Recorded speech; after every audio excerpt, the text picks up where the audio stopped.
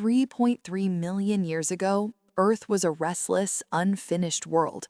The planet breathed differently then, exhaling heat through volcanic scars and inhaling storms that rolled across open landscapes without cities, walls, or names. Africa, the cradle of human ancestry, was a place of tension between life and extinction. Vast savannas stretched under violent skies, rivers swelled without warning, and survival depended on instincts sharpened by fear. Our ancestors did not rule this world. They negotiated with it, moment by moment, tooth and claw against flood and lightning.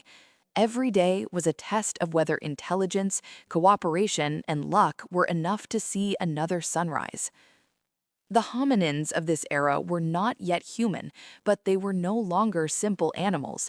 They walked upright more often than not, freeing their hands to carry food, infants, and tools fashioned from stone. Their brains were small by modern standards, yet already expanding, already demanding more energy, more coordination, more foresight. They lived close to water because water meant life, but water also meant danger. Rivers that nourished could transform into roaring monsters within hours. Storms did not announce themselves gently. Dark clouds would rise, thunder cracking like the sky itself was breaking apart, and rain would fall in sheets heavy enough to reshape the land. In this world, a storm was not just weather, it was a potential extinction event. A single flood could erase generations, washing away bodies, tools, and knowledge without leaving a trace. There were no caves reinforced with firelight, no written warnings passed down. When the rain came, survival depended on immediate decisions: climb, run, cling, or drown. Families and small groups huddled together, bound by fragile social ties that were still evolving. Cooperation was not guaranteed, but it was becoming necessary. Imagine such a storm rising on the horizon. The air grows heavy, animals scatter, birds vanish into silence. Lightning forks across the sky, striking trees and igniting brief fires that die under torrential rain. A river overflows, tearing logs from its banks, transforming solid ground into churning chaos. Hominins trapped near the water scramble onto whatever remains above the current. A fallen tree becomes an island, barely holding against the force of the flood. Panic flashes across faces shaped by evolution, but driven by the same fear modern humans still recognize. This is not a metaphorical struggle. It is immediate, physical, and unforgiving. Now introduce a question that seems impossible, yet irresistibly compelling. What if they were not alone? What if, in that moment of absolute vulnerability, something appeared in the sky that did not belong to Earth?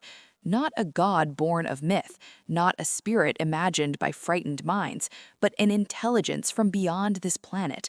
A craft hovering silently above the storm, immune to wind and lightning, observing a species still unaware of its future significance.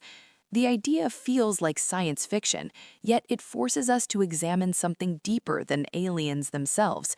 It forces us to ask how fragile human existence truly was, and how easily it might have ended. From an evolutionary perspective, our lineage balanced on a knife's edge. Multiple hominin species existed at the same time, competing for resources, adapting in different ways. Many of them vanished, leaving no descendants. Survival was never guaranteed. A single prolonged drought, a volcanic eruption, or a sequence of catastrophic storms could have erased the ancestors of modern humans entirely. If intelligence from elsewhere in the universe were capable of interstellar travel, capable of observing developing life, they would see Earth not as a finished story, but as a series of branching possibilities. One wrong turn, and humanity never happens. If such beings existed and chose to intervene, their actions would not need to be dramatic to be decisive. A rope lowered from a hovering craft, a momentary shield against wind, a subtle redirection of floodwaters, or even a warning that drew hominins to higher ground could change everything. Saving a handful of individuals could mean preserving a genetic line that would later spread across continents, build civilizations, and look back in wonder at the stars. The smallest intervention could echo across millions of years. Yet, intervention raises profound questions. Would helping our ancestors violate some cosmic rule of non-interference? Would it be ethical to alter the course of evolution, even to prevent extinction? From our modern viewpoint, saving lives feels inherently moral, but evolution itself is indifferent. It rewards survival, not fairness. If aliens intervened, humanity would not be a purely natural outcome. Our existence would carry an invisible fingerprint of outside influence woven into our deepest history. For the hominins themselves, such an encounter would be beyond comprehension. They had no language to describe flying machines or beings from other worlds. Their understanding of reality was immediate and sensory. They knew hunger, fear, warmth, and pain. If a strange figure descended from the sky with smooth skin, large eyes, and movements unlike any animal they had seen, their reactions would be instinctive: terror, awe, submission, or flight, perhaps all at once. The concept of alien would not exist. It would simply be something powerful, something that controlled the storm rather than feared it. Over time, if such encounters happened more than once, they could shape behavior in subtle ways. Survivors might associate safety with the sky, with certain shapes or lights.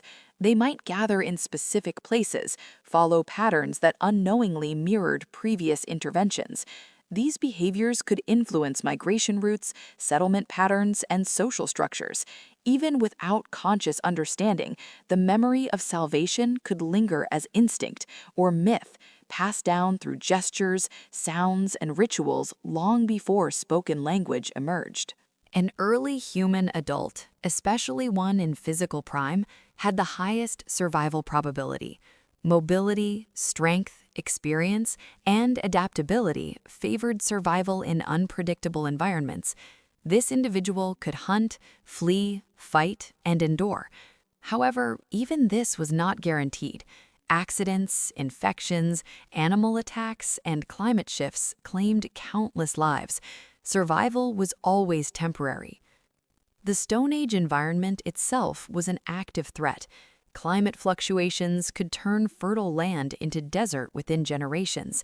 Ice ages advanced and retreated. Forests became grasslands. Animals migrated or went extinct. Humans who adapted survived. Those who could not vanished.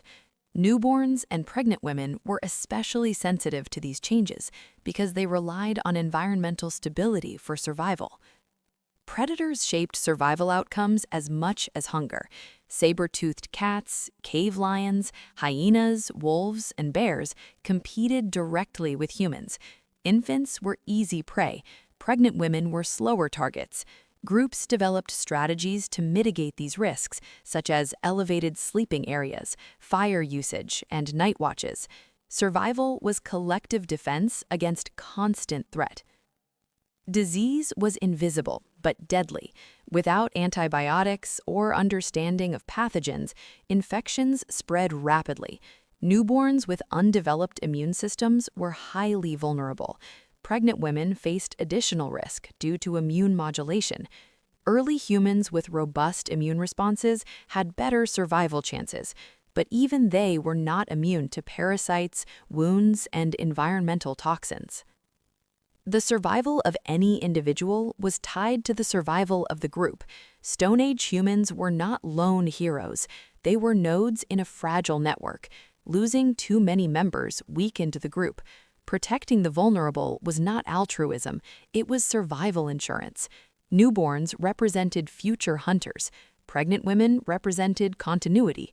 Early adults represented present survival. A successful group balanced all three. When resources collapsed, hard decisions followed. Archaeological evidence suggests that infanticide and abandonment occurred during extreme scarcity. These were not moral failures, but survival responses. Groups that could not feed all members prioritized those most likely to ensure immediate survival. This harsh reality shaped human psychology, social structures, and reproductive strategies. Over time, humans evolved not to eliminate vulnerability, but to manage it. Longer childhoods allowed for learning, pregnancy became safer through cultural knowledge, social bonds strengthened. These adaptations did not remove danger, they redistributed it. Survival became less about individual toughness and more about collective intelligence. If placed in a direct survival challenge with no group support, the outcome is clear. An early human adult would survive the longest. A pregnant woman might survive short-term but face increasing risk over time. A newborn would not survive. However, this framing misses the deeper truth. Humans did not survive the Stone Age by isolating these roles. They survived by integrating them. The newborn, though physically helpless, drove the evolution of caregiving, communication, and cooperation. Pregnancy forced planning, foresight, and resource management. Early humans provided execution, protection, and adaptation. Together, these roles formed a system capable of surviving one of the most hostile environments our species has ever faced. The Stone Age was not conquered by strength alone, it was endured through balance. Vulnerability was not eliminated, it was absorbed by the group. Survival was not about who could last the longest alone, but who could contribute to a system that lasted generations. In the end, the Stone Age did not ask who was strongest, fastest, or toughest. It asked who could belong, who could protect, and who could sacrifice. Newborns survived because others chose to protect them. Pregnant women survived because groups slowed down. Early humans survived because they learned that survival was not an individual achievement, but a shared burden. The true survivor of the Stone Age was not a single body, but a collective strategy, and it's that strategy, forged in hunger, fear, and resilience, that carried humanity forward into history.